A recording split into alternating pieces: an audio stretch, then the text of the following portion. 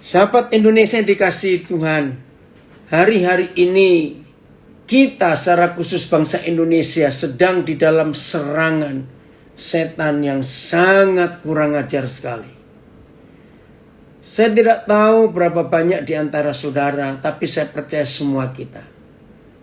Selama saya hidup jadi manusia, belum pernah saya ada dalam situasi yang menakutkan ini. Tiap hari dengar sahabat teman dipanggil Tuhan karena COVID ini.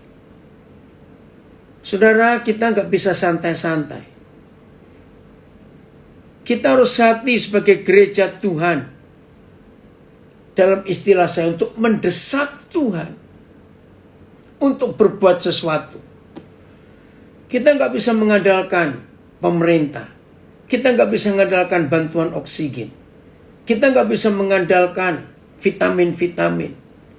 Apalagi beredar fakta. Mungkin tidak banyak, tapi ini jahat sekali. Pemalsuan vitamin. Kalau itu benar, setan ini kerjanya double-double, berlipat-lipat. Orang-orang jahat hanya ingin cari kekayaan buat dirinya sendiri, tapi merugikan orang lain. Saudara, saya percaya virus ini bukan alam, ini bukan fenomena alam, ini konspirasi. Karena aneh sekali. Orang berpikir, kenapa kalau sumbernya di Wuhan? Sekarang Wuhan tenang-tenang. Kenapa? Di atas semuanya itu, roh yang paling kurang ajar, menurut Efesus pasal 6, intimidasi dari si iblis. Saudara, kita harus tahu bagaimana si setan itu meneror manusia dengan takut. Ini yang kita perlu perangi. Hari-hari ini, ayo, tiap kali kita mendengar ada saudara kita yang dinyatakan positif, terus kuatkan. Jangan takut. Karena iblis itu peneror betul. Ya, terima kasih Riki, ini anak saya dari Bogor. Kita baca dulu satu ayat ini, Efesus pasal 6. Ayat yang ke-12 coba. Nah, teror ini hanya bisa dihadapi, ya. Oke, saya baca dulu ayat 12. Teror ini harus bisa dihadapi dengan pengenalan kepada Tuhan. Karena perjuangan kita bukanlah melawan darah dan daging. Jadi bukan fisik. Tetapi melawan pemerintah-pemerintah. Inilah pemerintah kerajaan gelap. Melawan penguasa-penguasa. Melawan penghulu-penghulu dunia yang gelap ini. Melawan roh jahat di udara. Dan jelas sekali virus ini bekerja lewat udara. Apalagi yang terakhir, hanya berpapasan sekian detik. Sekian detik, saudara.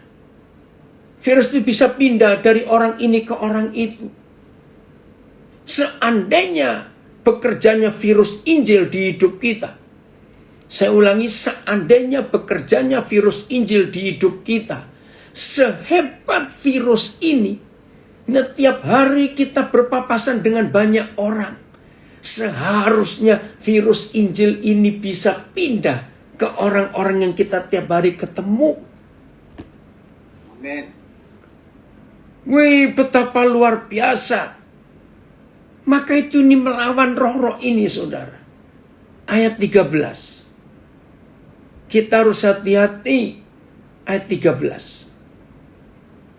Yang kita lawan memang roh-roh jahat di udara. Bukan darah dan daging. Tapi ini loh yang kita harus tahu. Sebab itu ambillah seluruh perlengkapan senjata Tuhan. Supaya saudara dan saya dapat mengadakan perlawanan pada hari-hari yang jahat seperti ini. Dan kita tetap berdiri sesudah kita menyelesaikan segala sesuatu. Salah satu kekuatan penghiburan yang Tuhan berikan. Pernah saudara dalam 8 hari. Keluarga teman saya yang baik.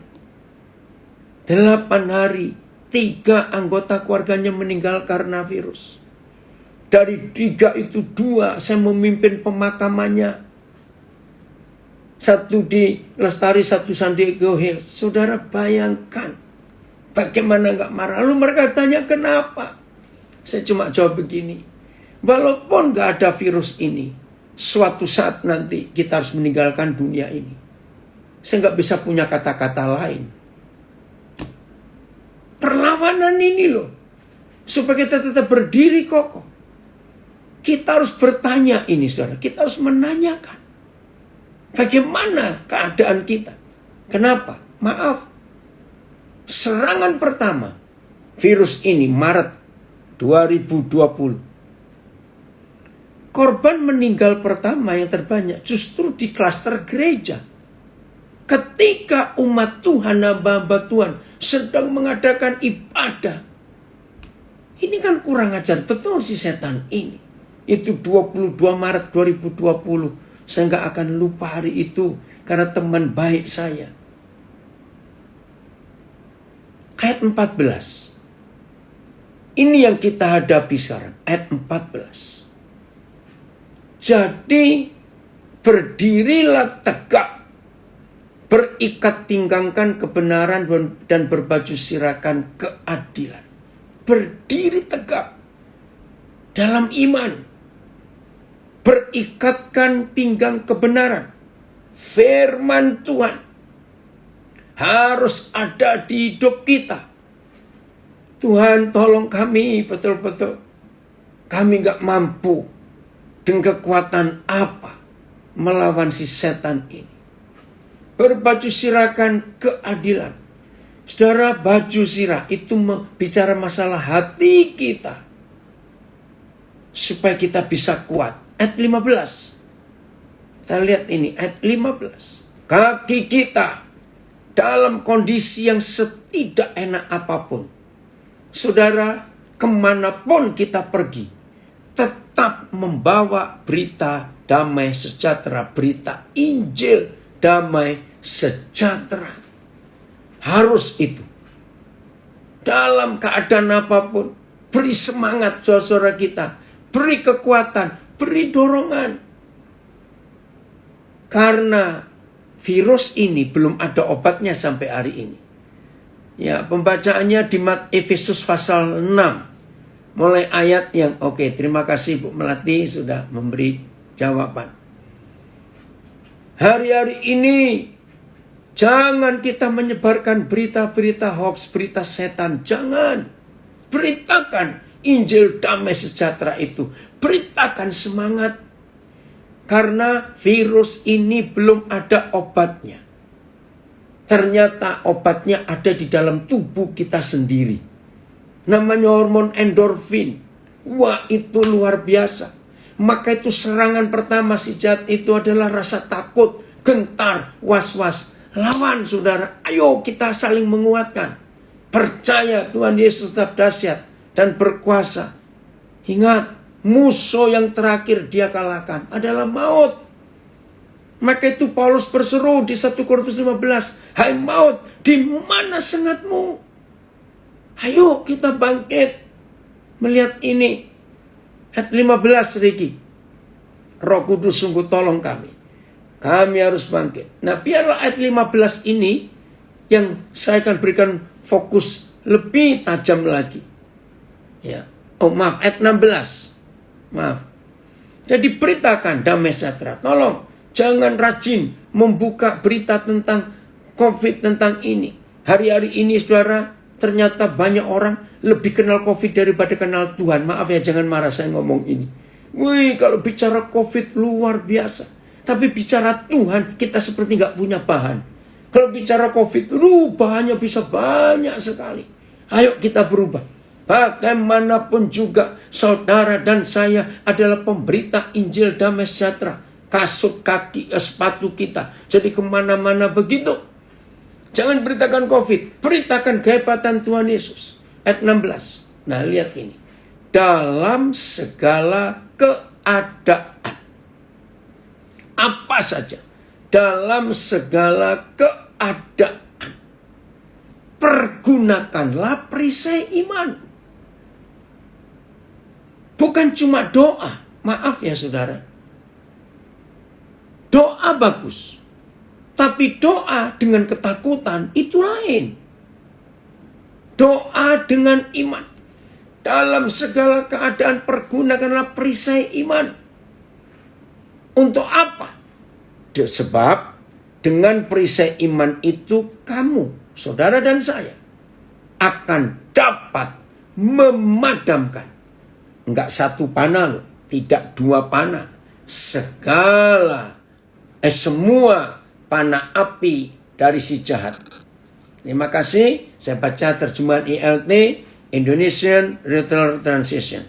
Seraya menggunakan perisai iman di atas segalanya, yang dengannya kamu akan mampu memadamkan semua anak panah si jahat yang telah dinyalakan.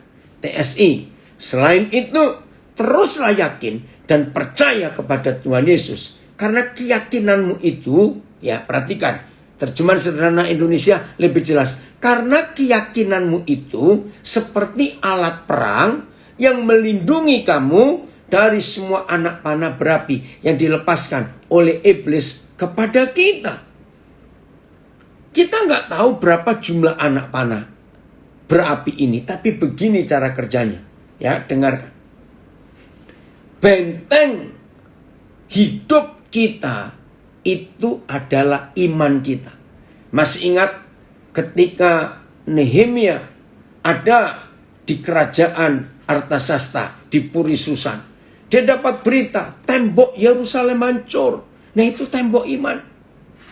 Itu sebagai kehancuran. Kenapa? Karena kalau sebuah negeri nggak punya benteng, nggak punya tembok, maka hancur. Musuh gampang masuk. Ketika Nehemia mendengar berita itu dari saudara-saudaranya Hanani dan teman-temannya di Puri Susan, saudara, dia penangis, dia berdoa puasa. Lalu Tuhan mengutus dia menggerakkan Raja Artasasta untuk berangkat. Nah itu iman, benteng itu. Nah saudara, iblis punya cara untuk menghancurkan benteng iman kita. Itu dengan panah api yang pertama. Tolong dicatat. Panah api yang pertama itu apinya kecil. Seringkali kita tidak menyadari kalau panah itu sudah masuk ke hati kita. Apa bentuk anak panah itu? Dengarkan. Sebuah pemikiran, sebuah kalimat. Jangan-jangan aku ini COVID. Jangan-jangan aku ini begini. Jangan-jangan aku begitu. Saudara lihat. Begitu panah api pertama ditembakkan. Dan kita tidak padamkan api itu. Ketika kata-kata kebohongan. Ingat loh. Tuhan Yesus berkata di Yohanes 8. Bapaknya pembohong itu ya si setan itu. Kalau saya berkata kepada anak-anak saya, kunyuk itu kurang ajar betul. Oke? Jadi itu yang dikerjakan oleh si setan. Dia beri kata-kata jangan-jangan. Sebetulnya orang itu gak ada apa-apa. Tapi karena si kunyuk itu, maka panah api pertama diterima oleh orang itu. Begitu iblis melihat panah api pertama tidak dipadamkan, maka iblis tembakkan panah api kedua. Panah api kedua tidak kita padamkan, kita menyetujui, waduh betul ini, aku ini COVID nanti ini, aduh betul ini, aku ini begini. Siapa yang bilang? Saudara, saya nggak tahu saya akan disalahkan atau tidak kalau bicara soal ini. Karena ada berapa kali kejadian. Sampai tes antigen 2 kali. Nah, dalam jarak yang pendek, tes pertama positif. Tapi dia coba tes ke lab yang lain. Ya, waktu itu kalau antigen kan masih murah. Aduh, kalau PCR ini sudah hampir 1 juta. Nah, ada berapa kesaksian. Tes yang kedua di lab yang lain, hasilnya negatif. Maaf lagi sekali, saya tidak mau menggurui. Tapi ini berapa kejadian. Berarti, kalau toh hasil tes antigen itu negatif, asal endorfin kita kuat, panah berapi pertama kita padamkan, percaya enggak? Mungkin betul positif. Tapi hormon endorfin, itulah hati yang gembira, adalah obat yang manjur. Maka tes kedua bisa positif, terus tes kedua bisa negatif. Maaf, saya kebalik. Ngerti nggak maksud saya ini? Dan itu berapa kali terjadi? Oh, maaf. Ya. Maka itu padamkan panah berapi dari si jahat ini. Tolong beritahukan teman-teman kita, supaya mereka tidak dikalahkan dengan rasa takut gentar. Ini yang harus kita perhatikan baik-baik. Nah, di dalam peperangan yang tidak imbang ini sama sekali. Kenapa saya katakan peperangan kita tidak imbang? Mereka bisa melihat kita, tapi kita nggak bisa ngelihat mereka. Betul tidak? Ya pasti nggak imbang dong perang seperti ini. Bagaimanapun kuatnya persenjataan kita, kita harus bisa melawannya. Ini dia yang kita harus kerjakan baik-baik di dalam kehidupan kita sehari-hari. Satu hari saudara saya lagi merenung, Papa tolong kami. Harus bagaimana keadaan ini untuk diatasi. Tiba-tiba muncul ayat ini. Wahyu 14 ayat 1. Mari kita renungkan ini. Papa, Engkau tolong kami hari ini. Biarlah KKR, sahabat Indonesia ini betul-betul membuat kebangunan rohani buat iman kami semua. Dan apa yang kami dapat dari Tuhan saat ini, kami ingin bagikan kepada banyak saudara. Dan aku melihat sesungguhnya anak domba berdiri di Bukit Sion. Dan bersama-sama dengan dia 144.000 orang. Dan di dahi mereka tertulis namanya dan nama bapaknya. AYT. Kemudian aku melihat anak domba berdiri di Bukit Sion. Dan bersamanya ada 144.000 orang yang memiliki nama bapaknya pada dahi mereka. BS. Kemudian saya melihat, lalu nampak anak domba itu berdiri di atas Bukit Sion. Bersama dia ada 144.000 orang yang pada dahi masing-masing tertulis namanya dan nama bapaknya. TSI, ketika saya masih terus dalam penglihatan itu, anak domba itu berdiri di Bukit Sion bersama 144.000 orang yang pada dahi mereka tertulis nama anak domba dan nama bapaknya.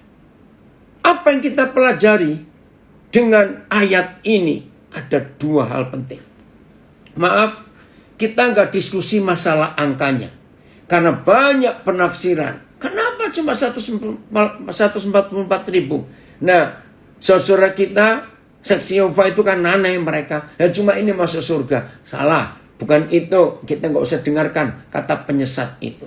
Tapi dari semua hamba-hamba Tuhan, saya mikirkan begini. Saya dapat 144 itu 12 kali 12. 12 pertama itulah suku Israel. 12 kedua itulah murid Yesus.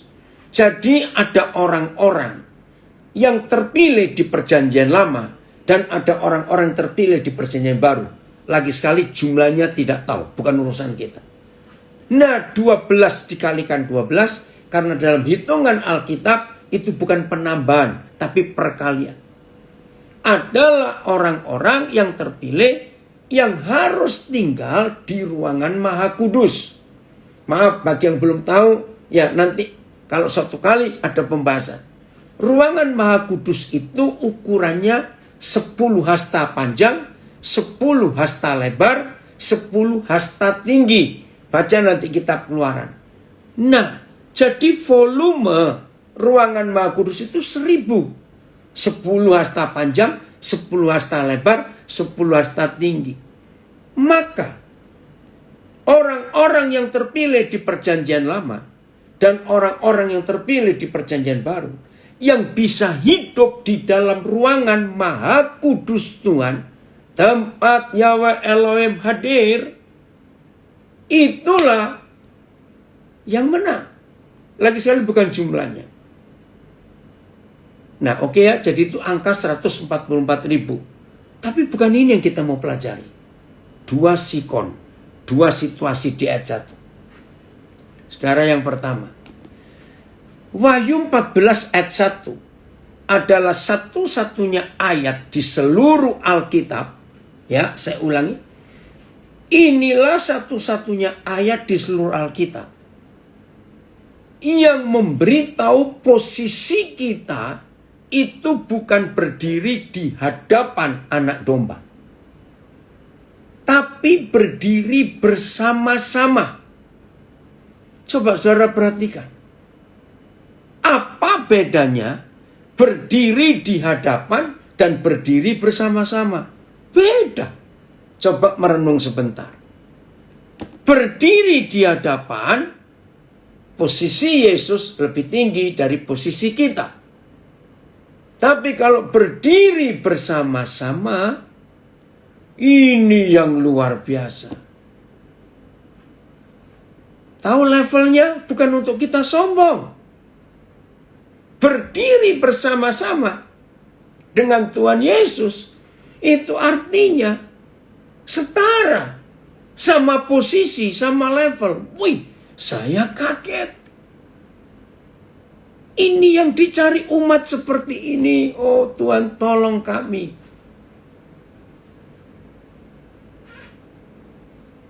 Lalu cirinya apa lagi? Syaratnya apa lagi? Lihat kalimat terakhir. Di dahi kita yang bisa jadi pemenang dan dilayakkan untuk bisa berdiri bersama-sama dengan Tuhan Yesus, ternyata ada 2 nama yang tertulis. Satu, namanya jelas Yesus Kristus Tuhan. Itu namanya. Anak domba. Kedua, dan nama Bapaknya. Saudara, nggak usah diperdebatkan. Nama Bapa kita adalah Yahweh. Nggak usah diperdebatkan. Yang percaya silakan, tidak percaya juga tidak apa-apa. Karena selama ini kita lupa. Berapa ratus kali kalau saya pakai istilah ini. Tuhan Yesus menyebut, Bapa kami yang di surga, dikuduskanlah namamu. Lah, Bapa kita punya nama. Di doa Yohanes 17, wih itu paling banyak. Tuhan Yesus menyebut, dikuduskanlah mereka dalam namamu. Biarlah namamu yang menjadi pengudusan buat mereka. Namamu Bapa, namamu Bapa. Maka itu saudara, di masa yang kurang ajar ini, si kunyuk bekerja membunuh orang seenaknya lewat COVID ini.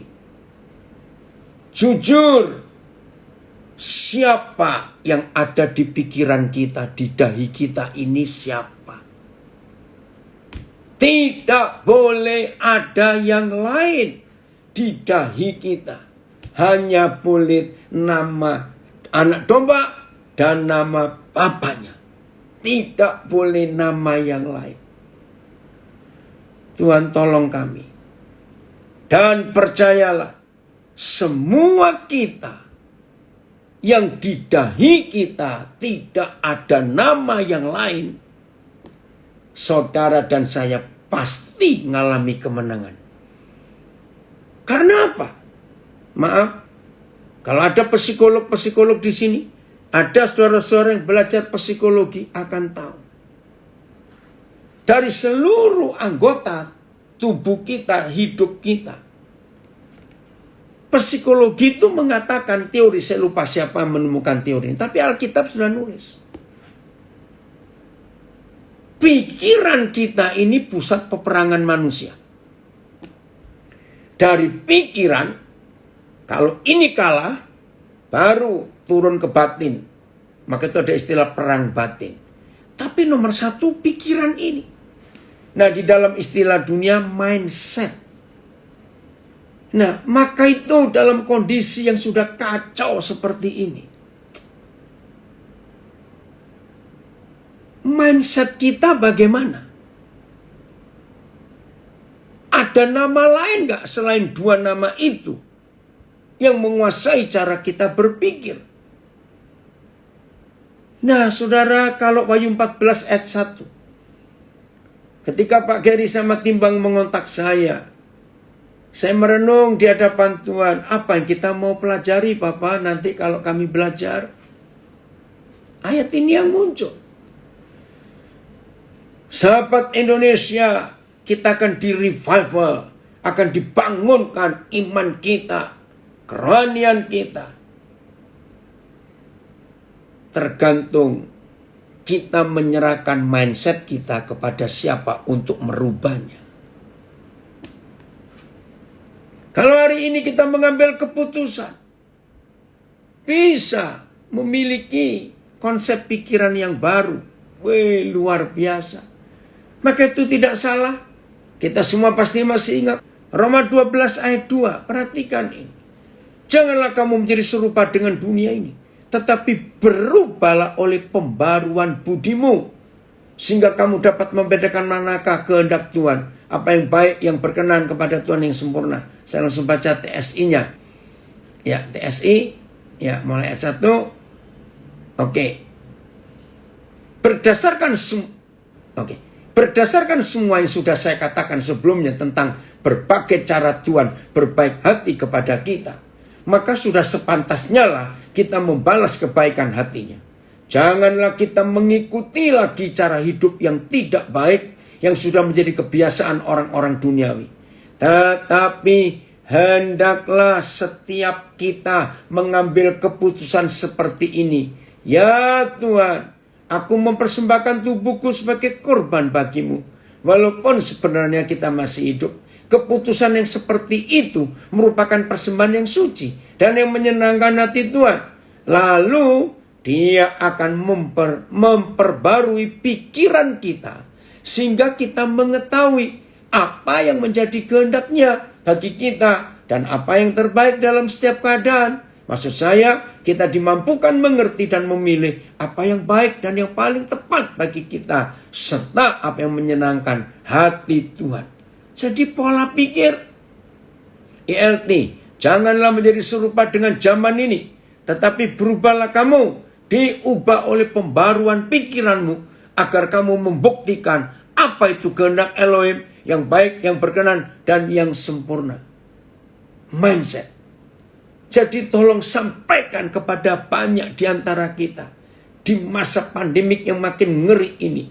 Bukan obat ini, bukan vitamin itu, tapi pola pikir yang diperbarui.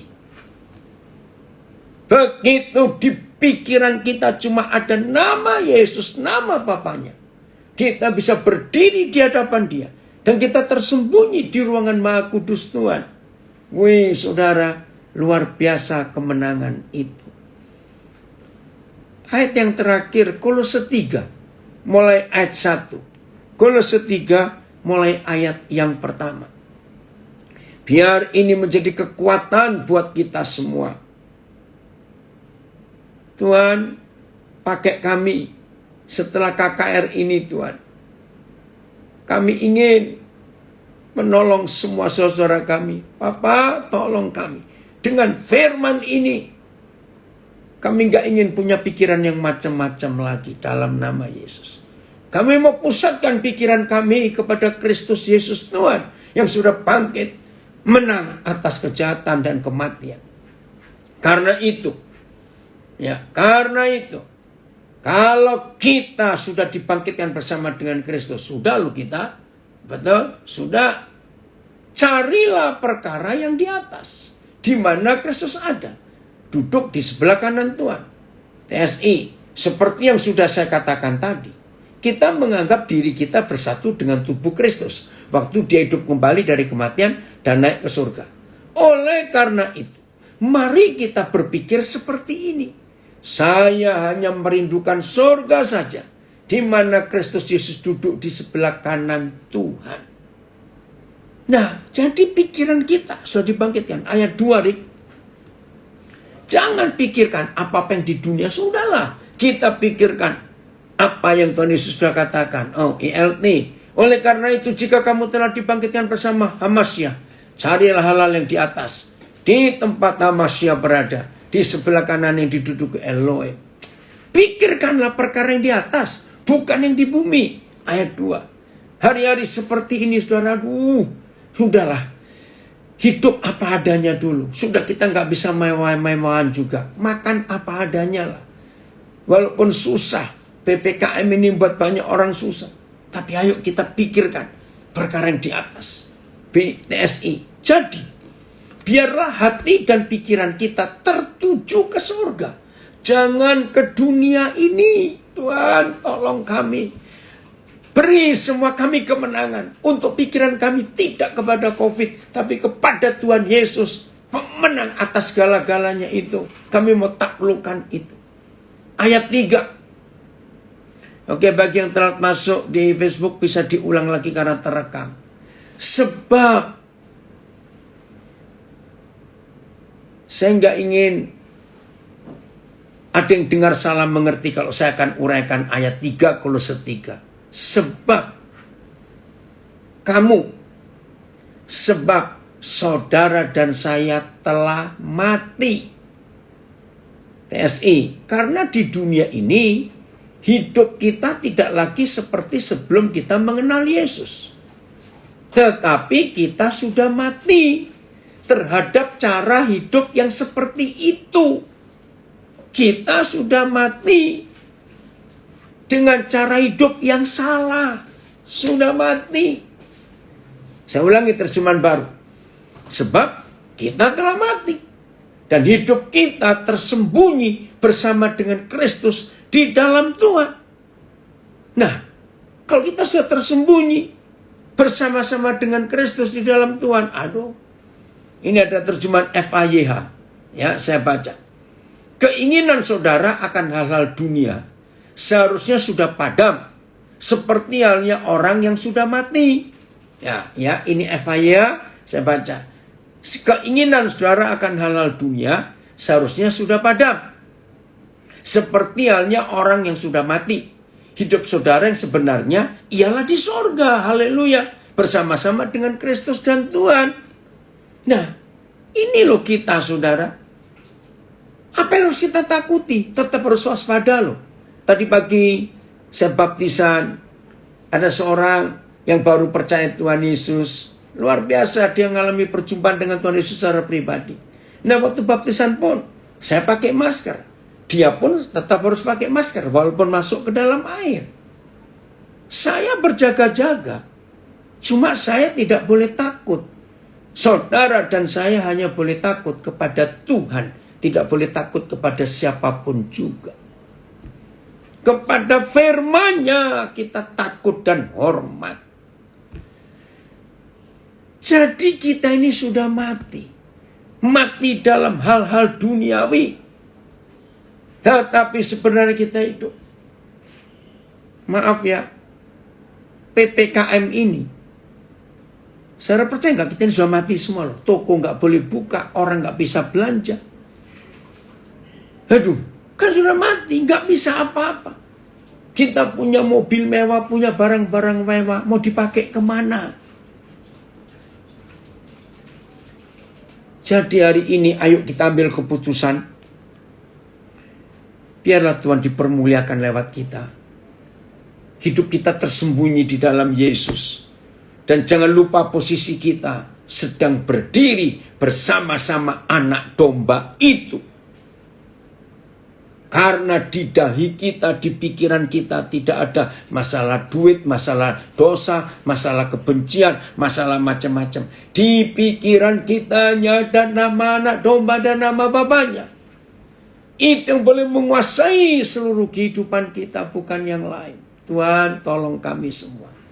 Biarlah KKR Sahabat Indonesia hari ini betul-betul merubah semua konsep kehidupan kita. Kita menjadi anak-anak Tuhan yang penuh dengan kemenangan. Ayat terakhir. Inilah posisi yang kita harus miliki. di dalam kerajaan surga. Kita punya otoritas, tapi kita harus hidup dengan takut Tuhan. Lukas 22 ayat 29. Lukas 22 ayat 29.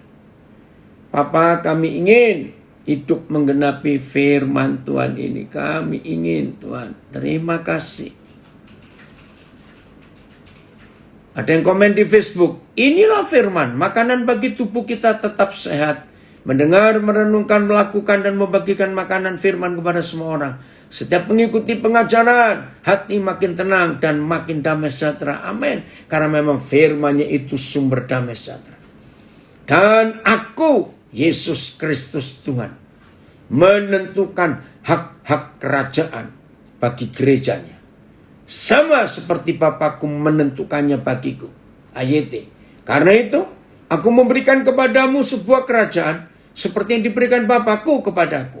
PS. Sebagaimana Bapa sudah memberi kepadaku hak untuk memerintah, demikian juga aku akan memberikan kepadamu hak itu. Tahu saudara, hak untuk memerintah yang sama, setara dengan hak yang Bapa berikan kepada Yesus. Kalau saudara sadar posisi kita seperti ini, apalagi yang bisa menakutkan kita? Benteng kita, iman, perisai iman kita, bisa memadamkan segala panah api. TSI. Oleh karena itu, aku akan memberikan kuasa kepada kalian untuk memerintah bersama aku di dalam kerajaan yang diberikan Bapa kepadaku. Woi, Evanya, Bapakku telah memberikan kepadaku sebuah kerajaan. Maka pada saat ini aku memberikan kepada kalian, aku memberikan kepada kalian hak. Wih, luar biasa. Jadi sama, saudara, sama. Ayo kita ucapkan syukur untuk kesempatan yang luar biasa. Tapi lagi sekali, jangan main-main dengan COVID. Kita nggak bisa meremehkan mereka loh. Tapi posisi kita, kalau sudah benar dan tepat di hadapan Tuhan, maka ini luar biasa. Sebelum saya akhiri, saya memberikan ilustrasi ini. Sebagai manusia, semua kita pasti pernah tersesat. Mau menuju ke rumah teman kita, saudara kita lupa toh memang kita belum pernah ke sana dan kita itu salah. Ya. Akhirnya kan pasti kita telepon kepada saudara kita di rumah itu. Masih ingat? Pertanyaan pertama yang kita dengar, kamu di mana? Betul? Nah, saudara, ternyata inilah firman yang kita perlukan dalam hidup ini. Di saat-saat yang tidak menentu, kita bingung mesti bagaimana. Jangan kehilangan posisi. Jangan mau diselewengkan untuk kita panik karena kita nggak tahu posisi kita di mana. Tapi pada hari ini kita tahu posisi kita yang benar dan yang tepat di hadapan Tuhan. Maka ketika kita tahu posisi kita di mana, catat, setan gak bisa mengombang-ambingkan kita. Ini ayat terakhir, Efesus 2 ayat yang ke-6. Ini posisi kita. Dari tadi kita sudah tahu posisi kita bersama-sama dengan Yesus, berdiri di Bukit Sion. Dan Bukit Sion itu istana raja. Jadi kita sudah ada di kerajaan itu, bukan nanti. Efesus 2 ayat yang ke-6. Jadi mulai hari ini jangan kita mau dibuat panik oleh si kunyuk itu dengan membimbangkan kita. Ketakutan, walaupun sedang gak punya uang, tetap tenang.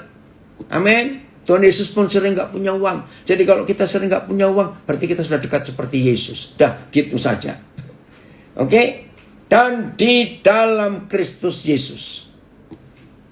Sebelum saya lupa, tolong nanti selidiki. Paulus di dalam kitab Efesus salah satu kata kunci password kalau saudara ingin membongkar rahasia surat-surat Paulus, passwordnya adalah in Christ, di dalam Kristus, di dalam Kristus. Itu ditulis banyak kali kepada jemaat Filipi, Kolose, kepada Timotius, di dalam Kristus. Ini posisi saudara dan posisi saya di dalam Kristus. Jangan lupa. Si kunyuk ingin mengeluarkan kita dari posisi ini untuk di luar Kristus. Tidak bisa. Dan di dalam Kristus Yesus, ia telah bukan angkat. Ia telah membangkitkan kita juga. Dan memberikan tempat. Nah, ini posisi kita. Jangan mau diganggu. Jangan mau dibimbangkan. Posisi saudara dan saya sudah memberikan tempat bersama-sama dengan dia di surga. Jadi kita ke surga bukan nanti nunggu mati. BS. Karena kita bersatu dengan Kristus Yesus, Tuhan menghidupkan kita kembali bersama-sama dia. Supaya kita memerintah juga bersama-sama dia di dalam surga. Woi, TSI. Dan karena kita bersatu dengan Kristus Yesus, kita juga secara rohani diangkat ke surga. Bukan nanti ya, bersama Kristus. Di sana secara rohani kita sudah duduk bersama Raja kita Yesus. FIA. Ia mengangkat kita ke tempat kemuliaan di surga, di mana kita duduk bersama-sama dengan Kristus. Semua itu semata-mata karena apa yang telah dilakukan oleh Kristus. Terima kasih Tuhan, terima kasih. Inilah kebenaran itu.